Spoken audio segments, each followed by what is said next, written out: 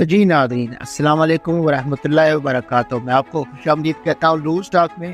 تو جس موضوع پہ ہم آج بات کریں گے وہ موضوع ہے قرضوں اور بجلی کی بڑھتی ہوئی قیمتوں کا حل۔ ہم اس میں کوشش کریں گے کہ قرضوں اور بجلی کی بڑھتی قیمتوں کو حل کرنے کے حوالے سے کہ تجزیہ دے سکے۔ حکومت کو اس وقت جن چیلنجز کا سامنا ہے، ان میں بیرونی قرضوں کی ادائیگی، ناقص گورننس اور بجلی کی بڑھتی ہوئی قیمتوں کا چیلنج اہم ہے۔ ان مسائل کی وجہ سے پاکستان کی معاشی ترقی کا سفر ایک ہی دائرے میں گھوم رہا ہے۔ پچھلے سال ہمارا بجٹ سارا سرکاری تخمینے کے مطابق 6,500 ارب روپے رہا، جبکہ رواں مالی سال میں اس کا سرکاری تخمینہ 7,000 ارب روپے لگایا گیا ہے۔ اگرچہ حکومت کی طرف سے بجٹ خسارے کو مجموعی قومی آمدن کے 5 سے 6% تک رکھنے کے دعوے کیے جا رہے ہیں، لیکن آزاد مالیاتی ذرائع کے مطابق پاکستان کا اصل خسارہ جی ڈی پی کے 8 تا 10% سے زیادہ ہے۔ افسوسناک بات یہ ہے کہ اس خسارے کو کم کرنے کے لیے حکومت نے اب تک کوئی قابل ذکر اصلاحات یا پیش رفت نہیں کی۔ اس طرح ناقص گورننس میں اس وقت تک بہتری ممکن نہیں ہے جب تک ہمارے حکمران ذاتی وفاداری اور فرما برداری کی بجائے اہلیت اور دیانت کی بنیاد پر صحیح لوگوں کا تقرر نہیں کریں گے۔ اس وقت مالیاتی بحران کی وجہ سے جہاں پاکستان عالمی مالیاتی اداروں اور دوست ممالک کے دستے نگراں بنا ہوا ہے، وہیں توانائی کے بحران کی وجہ سے ملک میں معاشی سرگرمیاں بھی منجمد ہیں۔ علاوہ ازیں بجلی کی ترسیل اور اس حوالے سے ماضی میں کیے گئے معاہدوں کی وجہ سے بھی صارفین کو اضافی مالی بوجھ برداشت کرنا پڑ رہا ہے۔ یہ شعبہ طویل عرصے سے اصلاحات کا متقاضی ہے، لیکن ماضی میں ہر حکومت نے سیاسی دباؤ اور دیگر وجوہات کی بنا پر اس معاملے کو زیر التوا رکھا، جس کی وجہ سے آج صورتحال اس نیج پر پہنچ چکی کہ گھریلو صارفین سے لے کر صنعت کاروں تک ہر کوئی بجلی اور گیس کے بھاری بل سے عاجز آ چکا ہے۔ ایک طرف بجلی پیدا کرنے والے انڈیپینڈنٹ پاور پروڈیوسرز آئی پی پیز سے کیے گئے معاہدوں کے باعث صارفین سے کیپیسٹی چارجز کی مد میں ہر سال 150 سے 2,000 ارب روپے اضافی وصول کیے جا رہے ہیں، اور دوسری طرف بجلی کی تقسیم کار کمپنیاں بجلی کی ترسیل و تقسیم اور ریکوری کی مد میں ہر سال 600 ارب روپے سے زائد کا مالی نقصان کر رہی ہیں۔ افسوسناک بات یہ ہے کہ حکومت نے اس مسئلے پر مجرمانہ خاموشی اختیار کی ہوئی ہے، اور اس مد میں ہونے والا تباتر نقصان صارفین سے ٹیرف میں اضافے اور اوور بلنگ کر کے پورا کیا جا رہا ہے۔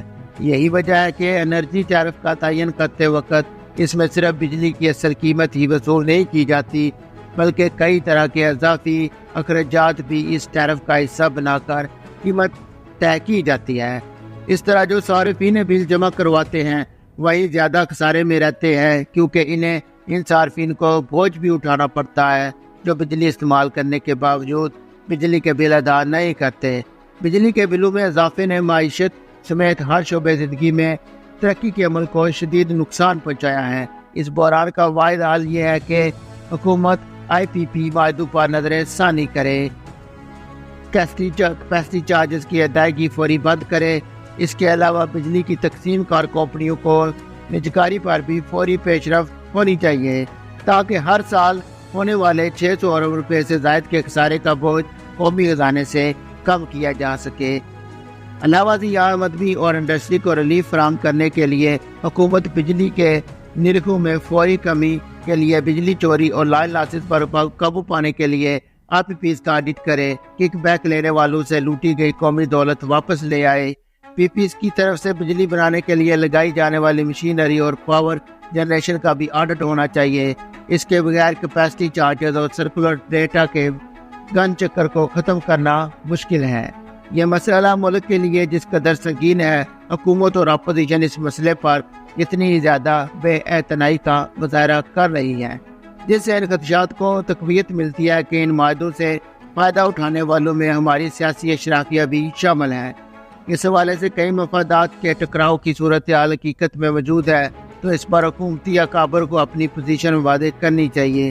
اس مسئلے کا ایک حل یہ بھی ہے کہ پارلیمنٹ یہ قانون سازی کرے کہ آئی پی پیز کو کیپیسٹی چارجز ادا کرنے کی بجائے ٹیک اینڈ پے کے تحت ہی ادائیگیاں کی جائیں گی۔ اس طرح کوئی بھی آئی پی پی حکومت کے خلاف عالمی عدالت میں نہیں جا سکے گا۔ وزیر اعظم نے اگرچہ حال ہی میں انڈسٹری کے لیے تقریباً 10 روپے فی یونٹ جبکہ 200 یونٹ تک بجلی استعمال کرنے والے گھریلو صارفین کے لیے 50 ارب روپے ریلیف دینے کا اعلان کیا ہے، لیکن اس سے قومی سطح پر بہتری کی کچھ زیادہ امید نہیں ہے۔ اس کی بڑی وجہ یہ ہے کہ انڈسٹری کو فراہم کی جانے والی بجلی کی فی یونٹ قیمت میں گزشتہ چند ماہ کے دوران تقریباً 40 سے 50 روپے فی یونٹ تک کا اضافہ ہو چکا ہے، جس سے صنعتی اداروں کی پیداواری لاگت بہت زیادہ بڑھ گئی ہے۔